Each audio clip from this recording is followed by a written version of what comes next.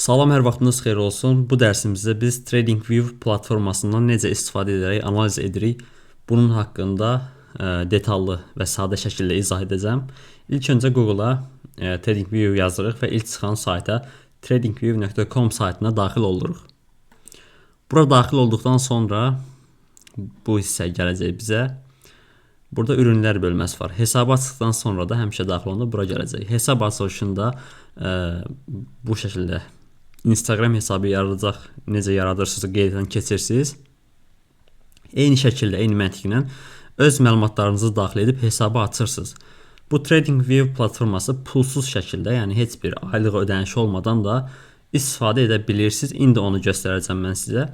Yox, əgər sizin strategiyanıza və yaxud da analiz etmə metodlarınıza uyğun əlavə indikatorlar, göstəricilər və s. lazımdırsa, premium hesab olmalıdırsa, TradingView şərtdirsə, bu zamanda bundan bir əvvəlki dərsimiz TradingView-da necə premium hesabı pulsuz istifadə etmək olar, bunu izah eləmişəm. Bu dərs isə sırf tradingdən anlayışı olmayan insanlar üçün çəkirəm. Yəni TradingView-u ən sadə şəkildə necə istifadə etmək lazımdır, bunu göstərəcəm. Deməli, TradingView-a daxil oldunuz. Burada ürünlər bölməsi var. İngilis dilidəsə buradan dəyişə bilərsiniz dilini. Buradan daxil olursunuz super qrafiklərə. Super qrafiklərə daxil olandan sonra artıq sizin işinizin olan yeri buradır. Yəni bu paneldə olacaq sizin işiniz. Buranı istədiyiniz kimi özəlləşdirə bilərsiniz. Rəngini və s. hər şeyini dəyişə bilərsiniz. Deməli, girdiniz panelə. Bu paneldə nələr var? Sol tərəfdəki bu hissə, bu alətlər bizə analiz etməyimiz üçün lazımi alətlərdir. Məsələn, bu qrafik üzərində mövcud bir qrafik var. Orada siz analiz etmək istəyirsiniz. Bu tərəfdəki alətlərdən istifadə edəcəksiniz. Məsələn, burada bir düz xətt çəkmək istəsəz, bura klikləyirsiniz. Ekrana düz xətt çəkirsiniz. Və hər aləti çəkəndən sonra bu şəkildə belə bir şey çıxır. Həmin alət seçili olan, məsələn, seçili deyil hazırda. Üstünə gəlirəm, klikləyirəm, seçildi. Həmin alətin özəlliklərini təzədən dəyişə bilirsiniz. Məsələn, qalın olsun, rəngi necə olsun, qırmızı mı olsun, bu şəkildə tənzimləyə bilirsiniz. Hərf yazmaq istəsəniz üzərinə bu şəkildə də edə bilirsiniz.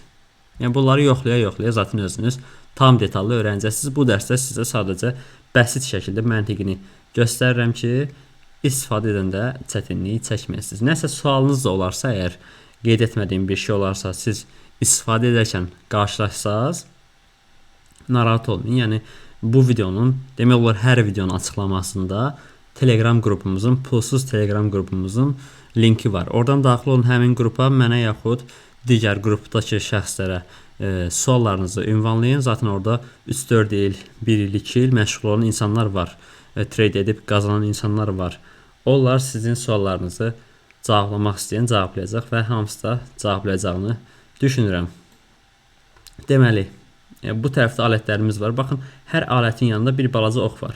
O oxa klikləyəndə həmin alətin digər oxşar fərqli alətlərində görəcəksiniz. Məsələn, bu düz xətt, trend xəttidir adı. Bu düz xəttin başqa versiyaları da var. Məsələn, bu şəkildə dikey, yatay və s. xəttlərimiz var. Hansı lazımdırsa keçib oradan götürüb istifadə edə bilərsiniz. Daha sonra nə var? Daha sonra siz məsələn əməliyyat açmaq istədiyiniz qrafikləri axtarırsınız. Məsələn, deyək ki, Avro-USD-də siz əməliyyat açmaq istəyirsiniz. Yəni Nasdaq-da əməliyyat açmaq istəyirsiniz. Məsələn, bu şəkildə yazırsınız. EUR-USD.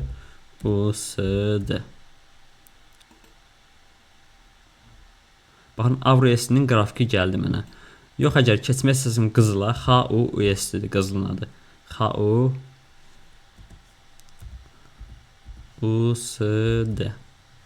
Bunlar CFD qrafiklərdir bu arada.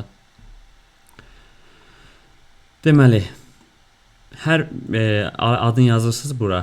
Gəlir çıxır bu şəkildə qrafik ekrana. Hazırki qrafikimiz günlük qrafikdir. Burada G hərfi var, bir gün.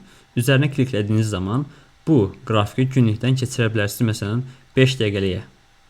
Həmin qızılın 5 dəqiqəlik qrafikini görmək istəyirsiniz, bu şəkildə görəcəksiniz. Yox, əgər 1 saatlığını görmək istəsəniz, gəlirsiniz, buradan 1 saat seçirsiniz. Məsələn, sizin ən çox arasında keçid etdiyiniz favori zaman aralığlarınız var ki, onları həmişə burada görmək istəsəniz, gəlirsiniz bura, bu bölməyə. Məsələn, deyirsiniz ki, mən 1 dəqiqəliyi çox istifadə edirəm, ulduzluyursunuz. 5 dəqiqəliyi ulduzluyursunuz, 15 dəqiqəliyi ulduzluyursunuz, 30 dəqiqəliyi, 1 saatlığı, 4 saatlığı və bu şəkildə bir günlüyü, həftəlik və aylığı da seçə bilirsiniz. Daha sonra görürsünüz, hamısı gəldi bura. Arasında rahatlıqla keçid eləyə bilirsiniz. Bu aşağıda çıxan həcm indikatorudur. Bu həcm indikatorunda burada baxın, indikatorlar bölməsi. Biri var yavan qrafik, bu şəkildə boş qrafik. Biri var əlavə göstəricilər. Məsələn, göstəricilər bizə bizim görmədiyimiz şeyləri qrafik üzərində görməyimizə, işimizi asanlaşdırmağa kömək edən vasitələrdir. Bir var biz özümüz bu xəttlərlə və s. analiz edək, qutularla analiz edək. Bir də var ki, onlar özü məsələn, qutunu buradan seçə bilərsiniz. Siz özünüz şam qrafiklərini fiziki olaraq analiz edirsiniz. Bir də sizə göstərgələr var. Baxın, burada göstərgələr yazılıb. Onlarda, məsələn, gəlirsiniz bura. İndi çoxsu işə yaramır, eləsi var işə yarayır, qəşəng də işləyir. Bunları artıq irəlidə öyrəndikcə strategiyalarınıza uyğun seçib istifadə edə bilərsiniz. Məsələn, bunu bağlayayım. Hesab açmamışam deyə belə bir şey gəlir. Yəni siz hesab açın həmişə. Ücretsiz katılım deyirəm. Buranı hesab açım.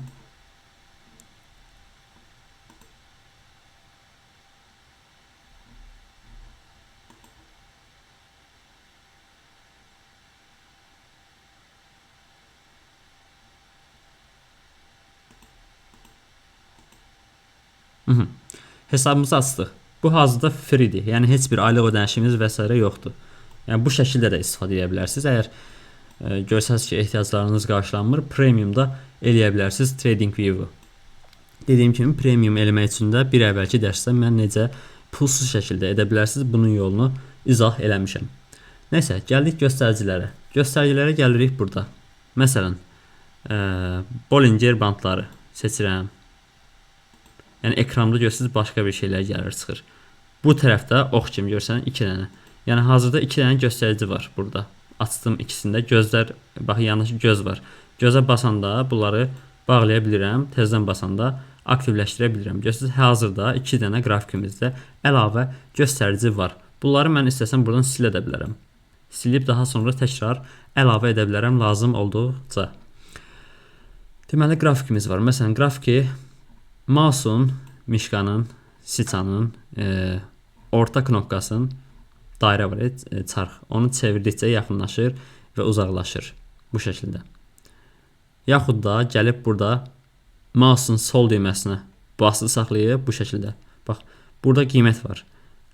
Nə seçildi? Məsələn, qızıl. Qızılın dollar qarşılığında qiymətini görürsünüz məsələn burada. Bura gəlib basılı saxladığınız zaman, yuxarı aşağı çəkdiyiniz zaman da ekranın gözünüzə uyğun şəkildə tənzimləyə bilərsiniz. Məsələn, bu şəkildə enini uzunluğunu tənzimləyirəm. Sonra aşağı gəlim, burada da vaxt intervallarını göstərir. Həmin vaxt intervallar bölməsinə gəlib. Baxın, gəlirəm, 2 başlı ox yarandı. 2 başlı ox yaranandan sonra mişqanın sol knopkasını basılı saxlayıram. Sağa, sola irəlilətdiyim zaman tənzimləyə bilirəm gözümə uyğun şəkildə. Baxın, bu şəkildə yox. Gəlirəm aşağı, görürsünüz, plusdan keçir 2 başlı oxa. 2 başlı oxa keçəndən sonra artıq basılı saxlayıb çevirirəm bu şəkildə. Eyni şəkildə bu tərəfə gələndə də baxın, belə yox. Bura gələndə, rəqəmlər üçün gələndə 2 başlı yuxarı aşağı ox olur. O olandan sonra artıq basılı saxlayıram və yuxarı aşağı dartıram qrafikləri. Deyək ki, qrafik dağıldı, etdi, nəsə xoşunuza gəlmədi, tapa bilmirsiniz də qrafiki. Gəlirsiniz, aşağı bölməyə gəlirsiniz, burada belə görsənmir, buralara yaxınlaşanda çıxır. Qrafik görünümünü sıfırla. Qısa yolda Alt R-dir. Qısa yol olaraq nəsə. Buna basırsınız bu hissəyə. Qrafik qayıdır əvvəlki vəziyyətinə. Təkrardan bu hissədən gəlib tənzimləyə bilərsiniz. Daha sonra sizə lazım olan nələr var? Sizə lazım olan göstəricilər dedim, buradan seçə bilərsiniz. İrəlidə mən nəsə indikator əlavə edin desəm, buradan əlavə edəcəksiniz. Sonra alətlərimiz var, burada xəttlərimiz var və s. Qutu seçmək istəsəniz bura gəlirsiniz. Qutu var, fırça var. Fırçanı ən çox istifadə etdiyiniz şeylər gəlib bu şəkildə ulduzlayıb favorilərə əlavə eləyə bilərsiniz. Daimi olaraq əlinizin altında qalsın. Məsələn, burada trend xəttini seçdim. Sonra dikey çizgi, bunu da seçirəm, lazım ola bilər. Sonra gəlirəm qutu olan bölməyə. Burada birinci fırça olur. Fırçanı dəyişib qutu seçə bilərəm. Yəni burada fırça şəkli olacaq sizdə birinci bir ehtimal. Məsələn, fırçanın yanında ulduza basıram. Sonra qutu, distribution, kvadrat. Bunun yanında ulduza basıram. Və ulduza bastığınızda görürsünüz, burada çıxır. Yəni, bu mənim daimi olaraq ekranımda qalacaq həmişə. Yəni, nə vaxt Trading View-a girsəm, ən favori alətlərim burada olacaq. İstədiyimi seçib, mən burada qrafiklərimdə istifadə eləyə bilərəm. Və deyək ki, grafikinizdə bu qədər alət çəkdiniz. İstəsəz tək-tək üzərinə klikləyib, bu hər alətin fərdi burada bölməsi açılır. Məsələn, buna kliklədim, başqa şey açıldı. Silə bilərəm tək-tək, yaxud da birbaşa hamısını seçib silə bilərəm. Necə olur o? Sağ klikləyirəm boşluğa və 4 çizimi qaldır deyəndə hamısını silir. Və bu etdiyim deyək ki, səhvən sildiniz hamısını. Klaviaturda Ctrl Z basırsınız, hamısı geri qayıdır. Və deyək ki, seçib silmək istəyirsiniz. Ctrl basılı saxlayırsınız, hələ heç nəyə basmırsınız. Birinci Ctrl-a basılı saxlayırsınız, sonra bu mişqanı gətirib boş yerə bir yerdə sol tərəfinə basılı saxlayırsınız və çəkirsiniz sağa doğru. Bu şəkildə seçilən alətləri də seçib tapılı şəkildə silə bilərsiniz. Sonra bu sağ tərəfdəki bu hissə nədir? Bunu da göstərim sizə. Deyək ki, siz qızıl trade edirsiniz, avro trade edirsiniz. Bu indi demo olaraq gələn versiyası, default versiyası. Bunların hamısını silə bilərsiniz. Baxın, üstünə gəlirəm, sağa tərəf burada zibil qutusu çıxır. Basıram, hamısını silirəm. İlk öncə bunu silin sizdə. Hamısını siləndən sonra izləmə listənizdir bu sizin. Burada özüm istədiklərimi əlavə edə bilərəm. Gəlirəm, məsələn, adını yazıram. XAUEST, məsələn, burada var. Qızılı seçirəm. Sonra Avro EST, onu seçirəm. Sonra Nasdaq axtarım. Tutaq ki, NAS 100 USD. Gəlirəm, plusa basıram. Düşəcək bura. Sonra bunlar CFD qrafikləridir, məsələn. Bunları bölməyə əlavə eləmək istəsəm, bu şəkildə yox, bu şəkildə yox. Boşluğa gəlib sağ klikləyirəm. Yoxsa yox. Boşluq yox. Elə XAUEST, buradakı hər hansı alətin üzərinə sağ klikləyirəm. Burada deyir ki, bölüm eklə. Bölüm eklə deyəndə kateqoriya, yəni başlıq qoyuram ki, bunlar falan başlığın altında qalsın. Məsələn, CFD. Bunu buradan bağlayıb aça bilirəm. Sonra yeni bir bölüm eklə deyirəm. Məsələn, gəlirəm, bölüm əlavə edirəm. Buraya yazıram Futures. Yəni futures qrafikləri burada olacaq. Məsələn, Nasdaq CFD-dir, NAS 100. Bu Nasdaqın CFD qrafikidir. Bunu keçirirəm, sürüşdürüb yuxarı CFD-nin altına qoyuram və bunu bağlayıram məsələn. Sərgiyə görsənsin. Futures'ın altına nələr əlavə edə bilərəm? Futures qrafiklərini. Məsələn, NQ1 Nasdaqın futures qrafiki budur. Bunu əlavə edirəm. Sonra Nasdaqın mikro futures qrafiki var. MNG yazılır. Bu şəkildə. Bunu da plusa basıram, əlavə edirəm. Sonra S&P 500 var, məsələn, futures S1. Məsələn, S1 yazıb, yaxud elə bu S yazın, birinci çıxan bunu seçə bilərsiniz. S&P-nin də mikrosu var. Məsələn, MES yazır orada, MES.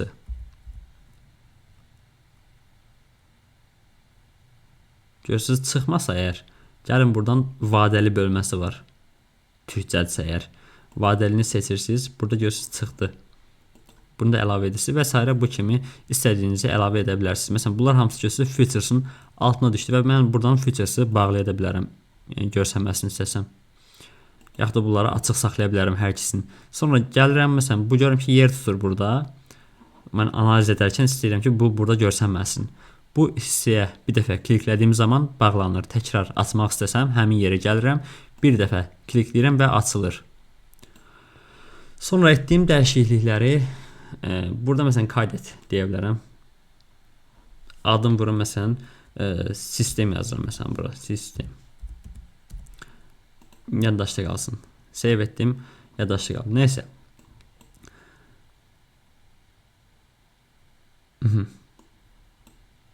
Deyək ki, siz bu qrafikləri özəlləşdirmək istəyirsiniz. Məsələn, default gələn budur. Siz özünüzə uyğun şəkildə rəngləri və s. gözünüzə xoş şəkildə tənzimləmək istəyirsiniz deyək. Bu zamanda nə edirsiniz? Bu zaman gəlirsiniz məsələn, deyək ki, ağ xoşlamırsınız, parlaq xoşlamırsınız. Gəlirsiniz bu A hərfi olan yerə, profil şəklinizə klikləyirsiniz. Burada məsələn koyu tema, yəni gecə görünüşü. Bunu aktivləşdirsəz, avtomatik olaraq gecə olacaq. Yəni qaranlıq moda keçir, dark moda. Daha sonra mikrofonu biraz çəkin belə. Daha sonra bu şamların rəngini dəyişmək istəsəz, bu zaman ekranda sağ klikləyirsiniz boşluğa. Aşağıda ayarlar var. Ayarlara klikləyirsiniz. Ayarlara kliklədikdən sonra burada şamların rəngi, semboldakı şamların rəngidir. Baxın, bu şamların yaşılları başqa rəng. Mən bu şəkildə eləyirəm adətən. Baxın 1 2 3 4-cü rəng. 1 2 3 4-cü rəng. 1 2 3 4-cü rəng.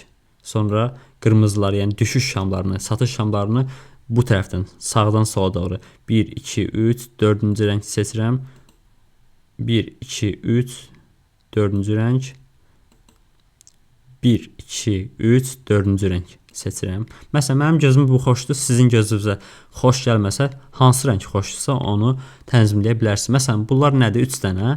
Bu temel hat. Yəni şamın gövdəsidir. Gövdəsinin rəngidir bunlar. Məsələn, bu kənarlardır, şamların kənarı. Bu fitillərdir. Yəni bu şəkildə tənzimləyə bilərsiniz. Daha sonra arxa planı, backgroundu dəyişmək üçün gəlirsiniz. Məsələn, burada canvas bölməsi var. Canvas bölməsinə gəlirsiniz.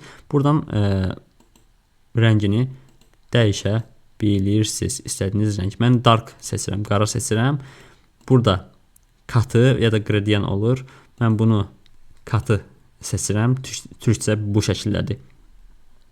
Sonra burada kılavuz çizgilər. Bu arxadakı xəttləri aradan qaldırmaq üçün cədvəli. Bura gəlirəm və heç biri deyirəm. Artıq onlar da getdi.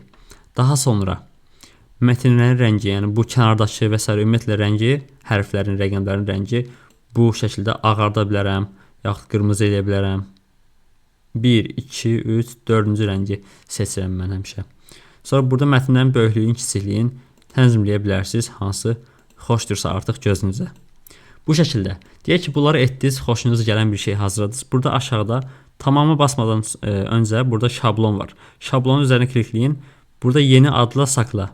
Yəni yaddaşa yeni adından saxlayın. Birinciyə yox, ikinciyə klikləyirsiniz. Gəlir məsələn şablon 1. Şablon 1. Şablon 1 dediyim zaman yaddaşa verdiyim, tutaq ki, tamam deyirəm, qutardı. Deyək ki, əlim dəydi, nə varsa silindi hər şey. Gəlin silək hər şeyi, varsayılanı uygula deyirəm. Ən birinci halına qayıtda tracking view. Siz indi o boyda etdiyiniz şey boşa getməsin deyə yaddaşa vurmuşdunuz da bayaqlar. Təkrar gəlirsiniz həmin yerə, ayarlara gəlirəm və buradan şablon bölməsinə keçib şablon 1 yaddaşa vurmuşdum. Üzərinə bir dəfə klikləyirəm və bu şəkildə qayıdır həmin etdiyim tənzimləmələrə. Daha sonra deyək ki, analiz etdiniz, öyrəndiniz, yavaş-yavaş vərdiş etdiniz. İrəlidə öyrənəndən sonra analiz etməyə çalışırsınız. Öyrəndiklərinizi test eləməyə çalışırsınız. Görün, məsələn, buradan mən əməliyyat açanda necə olacaq sonu deyirsinizsə, bu zaman bu hissəyə gəlsiniz, bu bölməyə. Baxın, 1, 2, 3, 4, 5-ci bölmədə yanındakı oxa basırsınız və alış pozisiyası, satış pozisiyası. Bu ikisini də ulduzlayın, lazım olur həmişə. Alış düşünürsünüzsə əgər, deyirsiniz ki, mən analizim deyir ki, yuxarı gələcək qiymət. Bunu qoyursunuz bu şəkildə. Mövcud qiyməti qoyursunuz enterini. Deyirsiniz ki, məsələn, stop loss səviyyəmi mən buranı düşünürəm. Çəkirsiniz buradan. Baxın, gəlirsiniz üstünə. Küncündən tutub çəkirsiniz aşağı. Stop loss səviyyəniz bu qiymətdən olacaq. Take profit səviyyəniz də yuxarıları hədəfləyirsinizsə, bu şəkildə tənzimləyə bilərsiniz. Yox, əgər satış düşünürsinüzsə, satış, o zaman gəlirsiniz satış pozisiyasını seçirsiniz və onu əlavə edirsiniz bu şəkildə. Stop loss səviyyəniz buralarda olsun, take profit səviyyəniz buralarda, onu artıq analizə əsasən seçib özəlləşdirə bilərsiniz. Deməli, bu alətlərin özünün də rəngini dəyişə bilərsiniz. İlk başlar dəyişməsiniz olar, amma dəyişə də bilərsiniz. Baxın, üstünə klikləyəndən sonra belə bir özünün özəl paneli açılır, kiçik. Buradan artıq yaşıl rəngi bənövşə edə bilərsiniz, yaxud başqa bir yaşıl edə bilərsiniz. Qırmızını bənövşəyi, yaxud qırmızını ağ edə bilərsiniz. Hansı xoşdursa artıq sizin gözünüzə o şəkildə tənzimləyə bilərsiniz. Yaxud da əvvəlki versiyasına qayıtmaq istəsəz, üstünə klikləyirsiniz, gəlirsiniz bu hissəyə. Buradan sizin varsayılan aşağıda ikincini seçirsiniz və ən birinci halına geri qayıdır bu alətlər. Silmək istəyəndə üstünə gəlib buradan silə bilərsiniz. Başqa nə var? Başqa bizim nəyə ehtiyacımız var? Deyək ki, əməliyyatı etdiniz, uğurlandı, ekran şəklini çəkib yükləmək istəyirsiniz kompüterinizə. Bu zaman gəlirsiniz bu hissəyə, baxın, burada fotoaparat şəkli var. Bura klikləyirsiniz bir dəfə. Görüntüyü indir dediyiniz zaman yükləyir ekranın şəklini. Nəsə bura çəkdiniz, deyək ki, qeydlər apardınız buralarda, onu təkrar gəlib indirə bilirsiniz. Təkrardan silməyə göstərim. Sağ kliklərim boşluğa, üstdən məsələn nəsə var ekranda. Kalır dediyim zaman hamısını təmizləyir. Daha sonra nə lazımdır sizə?